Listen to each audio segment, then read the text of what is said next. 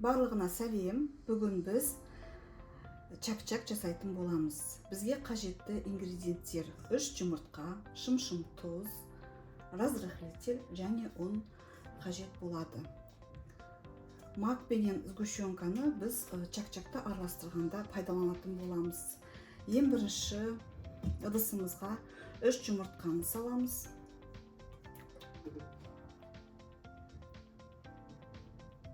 3 жұмыртқа, шым-шым тұз, 2 шым-шым салсаңыздар да болады. Разрыхлитель жарты шай қасық. Мен көз мөлшерінде салатын боламын.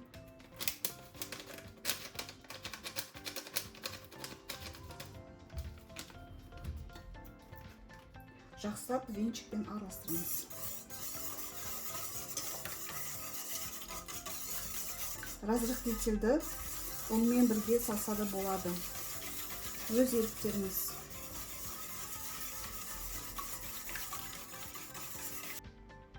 Енді ақырындап үкіштен өткізілген ұнды саламыз.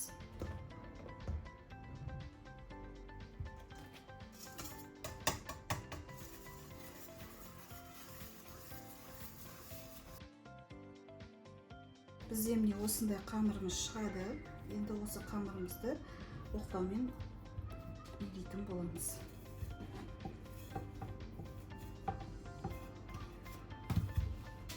Жайма секілді жаямыз. Қалыңдығы 3 мм-ға дейін болу керек. Қамырымыз дайын. Міне осындай қалыңдықта қамырымыз жайылу керек. Енді бұл қамырымызды біз 4 бұрышты қылып турайтын боламыз.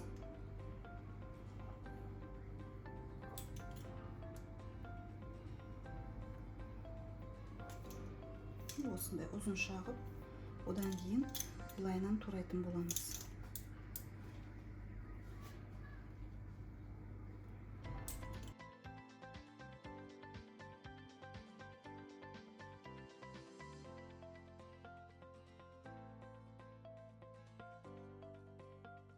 Қамырды осында кесетінмен де кесуге болады, не болмаса пышақпен кесеңіздер болады.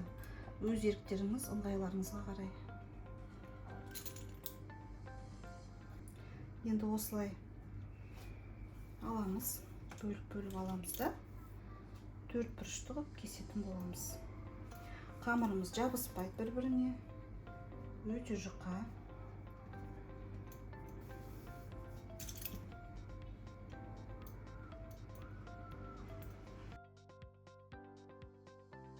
Жатып қажеті жоқ. Қамырымыз жабыспайды. Не болмаса, осылай пышақпен кессеңіздер болады. Пышақпен тезірек.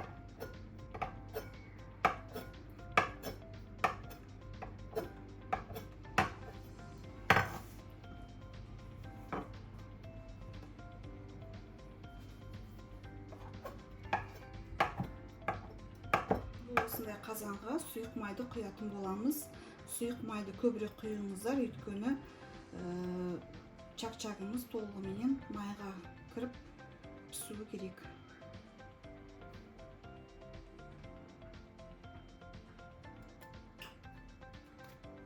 Майымыз қызғаннан кейін 2 рет салып чак-чагымызды пісіріп аламыз.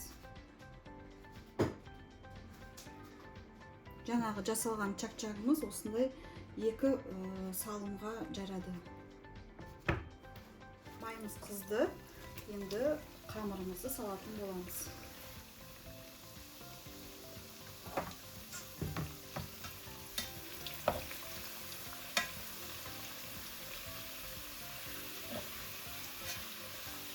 Осындай тесік шөмішпен араластырамыз. Қызарып піскенше.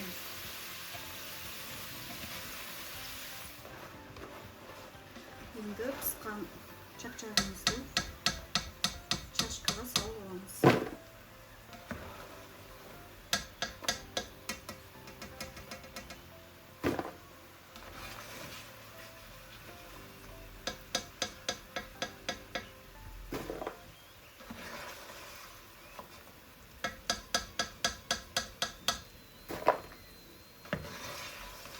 чакчагымыз дайын. Міне осылай әдемі болып піседі. Сосын айта кетейін дегенім сіздерге, бұл рецептте разрыхлитель мен тұзды салмасаңыздар да жұмыртқа мен ұнның өзіне өте жақсы болып шығады. Өз еріктеріңіз енді. Енді бұл піскен чакчагымызға біз сгущенканы салатын боламыз.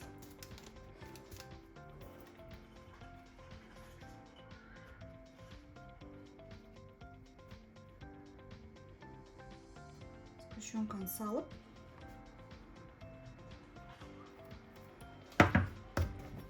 жақсылап араластырамыз. Енді чакчагымызды араластырып болдық. 2 тәрелкеге 2 бөліп саламыз.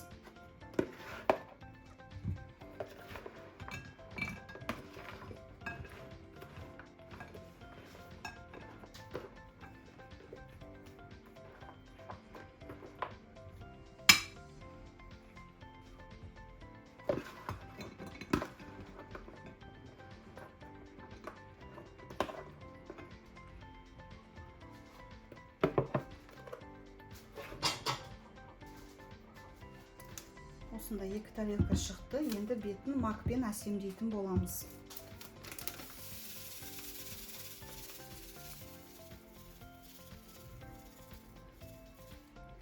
Мактың орнына мейіз салсаңыздар болады.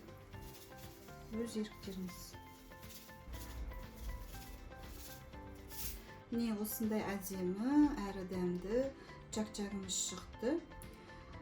Ұнап жатса рецепт сіздерге лайк қойып, комментарий жазып, тіркелуді ұмытпаңыздар. Сау болыңыздар.